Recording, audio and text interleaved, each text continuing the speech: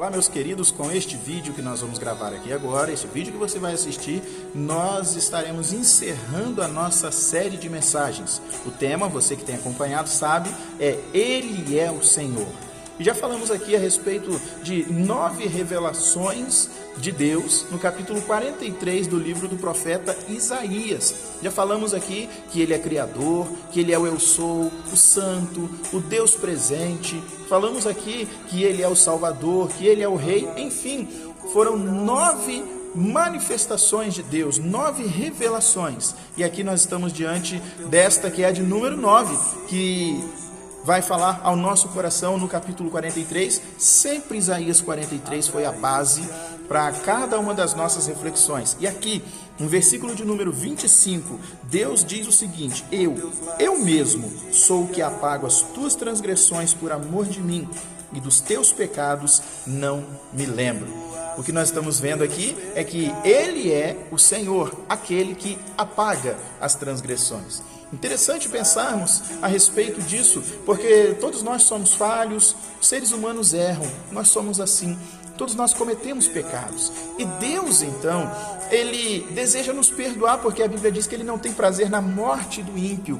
E interessante que quando Deus nos perdoa, Ele nos lava dos nossos pecados, Deus nos purifica, Ele trabalha de forma tão especial e tremenda na nossa vida, e Ele não fica nos lançando no rosto, jogando na nossa face que nós erramos, não fica falando aquilo que nós fizemos. Por vezes somos nós quem assim procedemos, mas Deus não.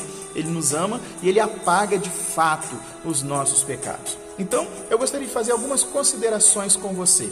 Primeiro, Deus está falando que Ele é aquele que perdoa. Ele diz: eu mesmo sou aquele que apago as tuas transgressões, por amor de mim e dos teus pecados eu não me lembro mais.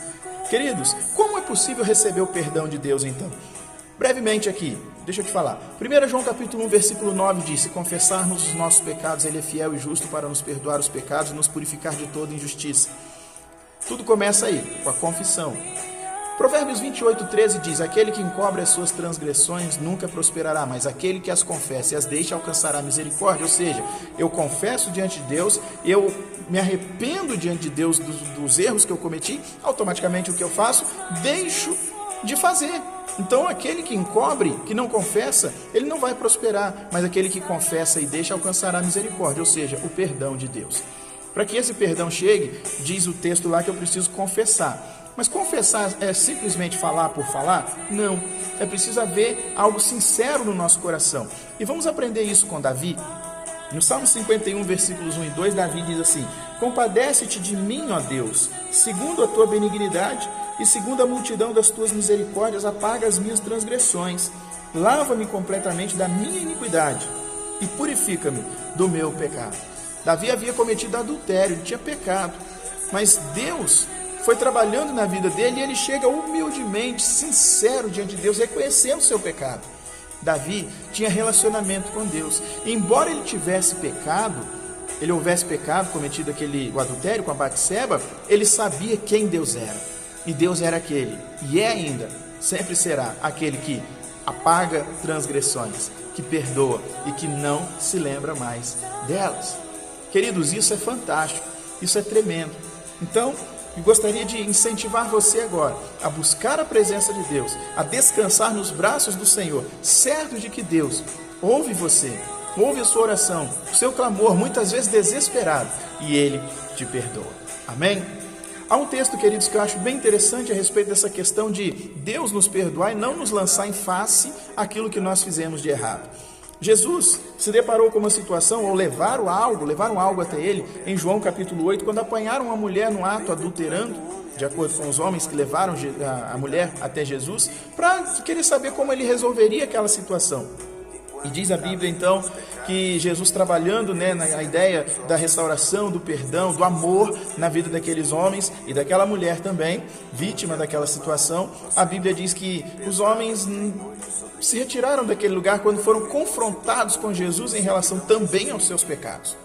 E aí Jesus lá no versículo 10, João capítulo 8, versículo 10, diz o seguinte: Erguendo-se Jesus e não vendo a ninguém mais além da mulher, perguntou-lhe: Mulher, onde estão aqueles teus acusadores? Ninguém te condenou? Interessante esse pensamento, queridos. Onde estão os teus acusadores? Jesus perguntou para a mulher e eu pergunto, onde estão os teus acusadores? Pergunto para mim, onde é que estão os meus? Onde os nossos acusadores estão? Todos aqueles homens que acusaram aquela mulher, eles se retiraram. Nós temos os nossos acusadores.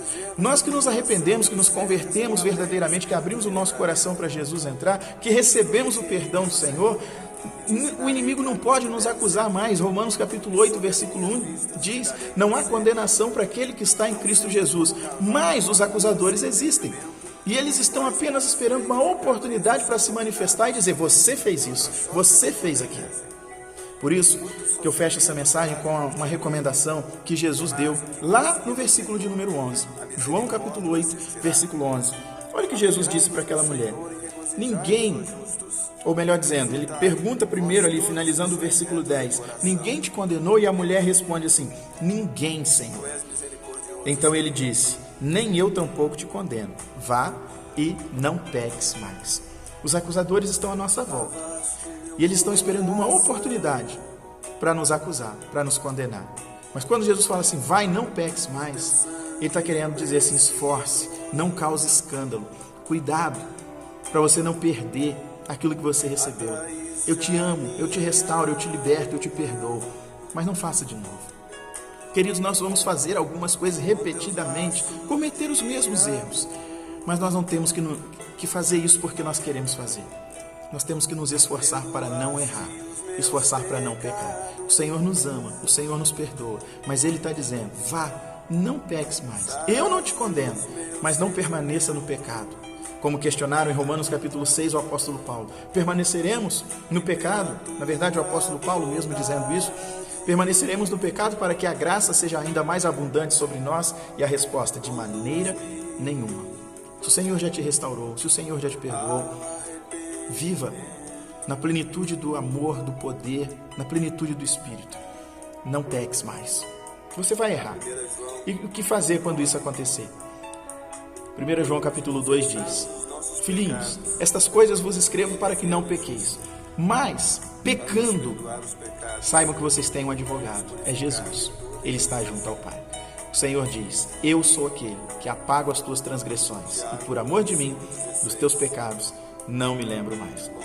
Desfrute do amor, desfrute do perdão de Deus, da maravilhosa presença de Deus, da gloriosa presença de Deus. Mas se esforce para não errar, para não pecar. E errando, faça como Davi e tantos outros. Volte para a presença de Deus.